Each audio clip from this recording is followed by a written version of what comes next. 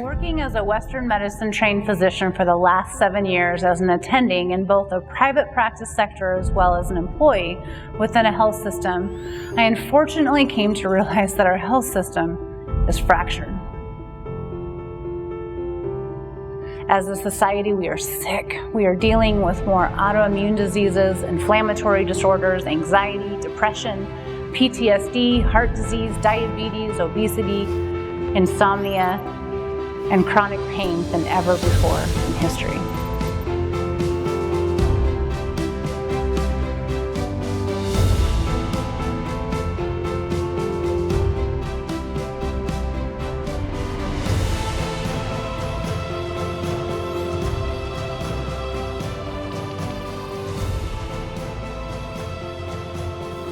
So why is it that with all the new medicines, all the new medical advancements, and all the new technology that we are as sick as we are and are only getting sicker? Is it because we're slaves to our genes? That the genes we've been given from our parents determine our medical destiny regardless of anything we do?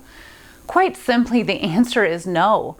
We are not slaves to our genes, and in fact, you and I, play a huge role in what diseases we manifest with.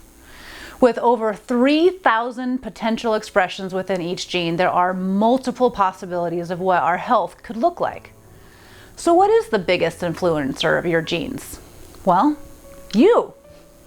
I'll discuss more about this in detail in a future episode, but even science has admitted that there are other forces other than what you're born into that determine our gene expression.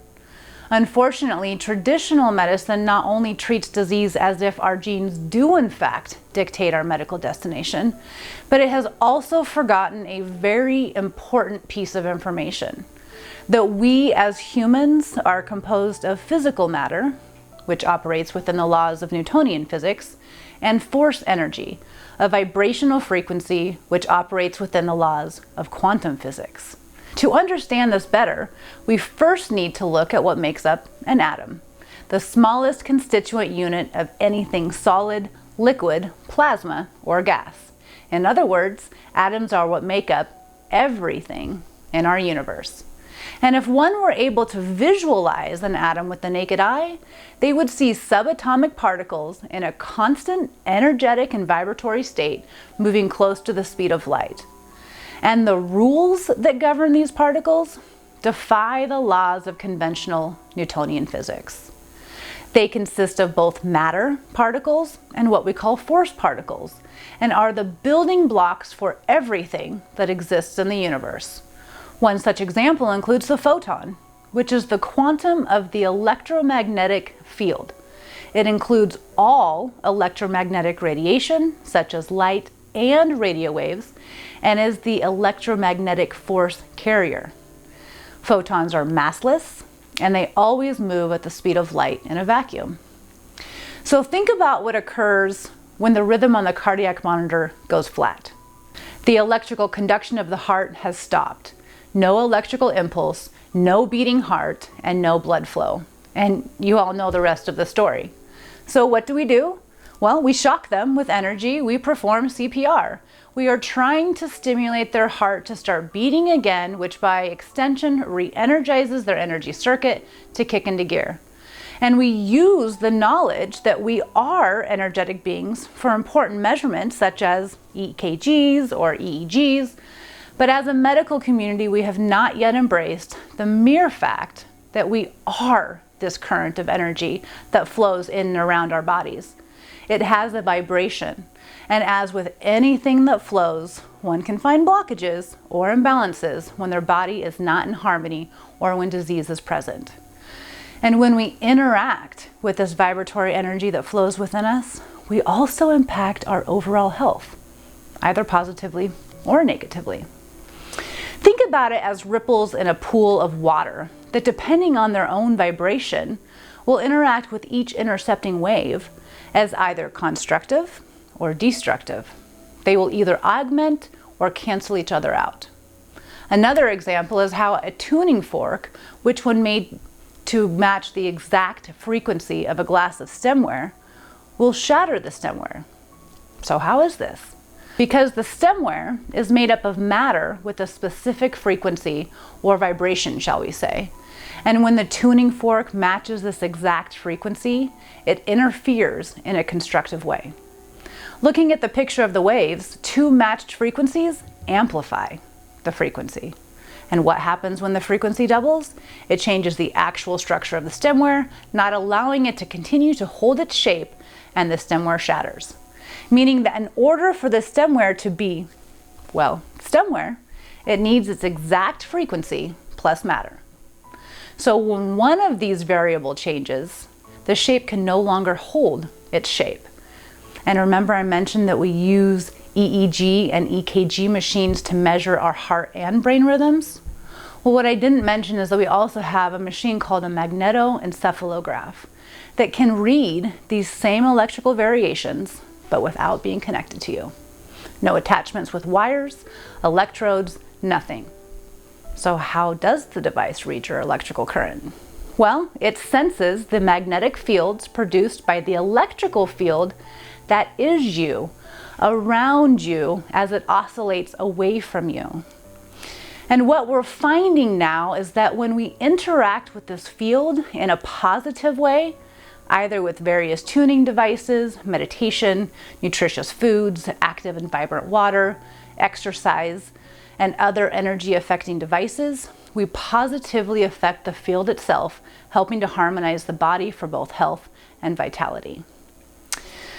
So now that we've established we're composed of both physical matter particles and energy force particles, doesn't it make sense that when treating disease, we should in fact treat ourselves as both physical and energy beings? And when working on our health, should we not focus on our entire composition? Treat the body as a whole, and by extension, treat all the parts that allow us to function as that whole. Well, I believe 100% that we should. Traditional medicine treats mostly the physical. We receive pills that alter our chemistry and improve our blood pressure, diabetes, or any other ailment we might take a medication for. We have incredible surgeries for ruptured tendons, diseased hearts, cancer removals, upgrades to our physical features. The list goes on and on. The technology is incredible and the advancements are astounding, but we're sick. Our children are sick. And as you saw at the beginning of this series, unless something drastically changes in just a few short years, we will be dying at massively larger rates, contracting diseases we can't battle, and we'll be dealing with more and more mental illness than ever before. So why is this the case? Well, I've asked myself this question many times, and I don't believe that the answer is simple. It's multifactorial, but most importantly, I believe, environmental. More and more, we are inundated by destructive interference signals of various degrees, whether it be found in our thoughts, our feelings or emotions, the food we eat, our drinking water, the air we breathe, or the cleaners and toxins we touch and use every day. Additionally, we're not doing the necessary self-care needed to keep our energy levels high enough to combat the stress that most of us deal with on a daily basis. A very important piece of information to take note of, as science is now stating that stress is responsible for upwards of 90% of disease. 90%. So the definition of insanity is doing the same thing over and over again, but we're expecting different results. As a practicing family medicine physician, day after day, I would prescribe medication after medication, send patient after patient to therapy and counseling, and discuss at length the importance of diet, exercise, and spiritual health. I watched as most continued to struggle and suffer, and as such, over the years, so did their overall health. The few who made immense positive changes I observed did something in addition to the changes I discussed and recommended. They self-helped. They sat down and prioritized themselves and decided what measures they needed to take and do in order to change their current disease state. Some of them decided on medications in combinations with varying degrees of diet plans, exercise plans, and most importantly, they all became active participants in their health and sought out other healing modalities and practices that work by harmonizing their energy field.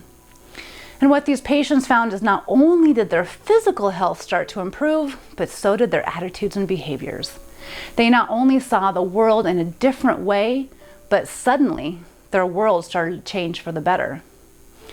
One particular example of this is of a female patient who came to me with a long-standing history of chronic pain, insomnia, anxiety, depression, and PTSD. Over the years, she'd been given a cocktail of medications that involved various antidepressants, anti-anxiety medications such as benzodiazepines, narcotics like hydrocodone or Percocet, and sleeping pills such as Ambien or Lunesta. Now, for those of you who are unaware, these medications can become very addictive, very interactive, and when mixed just right, can be lethal. So by the time she became my patient, she'd already weaned off most of these medications, but was still taking depression medications and a small amount of pain medication, significantly reduced from what she used to take. But she was hurting all the time. She felt mentally exhausted, was always unstable, had poor interactions with other family members, and was living her life in a constant state of anxiety, fear, and pain. Her antipsychotic medications barely helped, and she had tried every type of counseling and therapy available over the years. Her depression was so severe that she had threatened and even attempted suicide a couple of times. But something amazing happened during the time she was my patient. She started to realize that she had a choice. She could continue to live in her present state of anxiety, fear, and pain, and continue to do things the same way. For example, see the doctor, get a different medication, try a different therapist, and hope that this time it will work out for the better. Or she could try something different, something new. So she started meditating. Every day, or when things would start to feel difficult or heavy, she'd meditate again. And after several weeks, she noticed that her moods were more stable. She had more energy, she was smiling more, and her pain was improved. So by simply adding meditation to her routine, she was able to positively affect her energy levels, her mood, her pain, and most importantly, her present state of mind. She altered one thing in her environment that was so powerful that after enough repetition, it literally changed her current state of being and put her on the trajectory to a new and better path to health and healing. Now, not every patient I mentioned above found meditation, but they all found a system or modality that worked within their belief system and found success. And the most important variable is that they not only used external influences such as dietary and exercise changes, but more importantly utilized tools which also focused on their internal energy being aspect as well. I believe, and science is fast proving, that the new medicine is one that treats the individual from both a physical, external, as well as an internal energy approach. For example, positively affect your energy field, and by extension, improve your health. But does it work? And is it really possible to change your genetic expression and what many feel is your predetermined medical destiny? Or is this just some quick gimmick? Well, I'm here to tell you that it is very possible, and in fact, I believe that the tools and information I'll be sharing with you in this series are not only important, but are essential for health and vitality. I believe that our advanced civilizations knew about these tools to maintain their health and to keep harmony and balance in their lives. We are now starting to wake again to the absolute importance of this knowledge. I'm Dr. Elisa Peavy, and I invite you to come along with me and learn about this ancient wisdom. But before I tell you about the most important puzzle piece to this series, let me first tell you an incredible story. Told about in her book Dying to Be Me by Anita Moorjani, she recounts that in February of 2006, she was brought to the Hong Kong Sanatorium Hospital, where she was found to be in a coma and was awaiting her final hours before succumbing to stage 4 lymphoma. Her organs were shutting down, and her doctors were telling the family she wouldn't make it overnight. Well, 30 hours later, she woke up from that coma, shocking everyone, including the doctors. And when she woke, she recounted to her family that she'd had a near-death experience and was told it was not her time to die and that she should return. Now, the most interesting part to this story is that she also recounts being completely aware and saw everything that occurred while she was unconscious.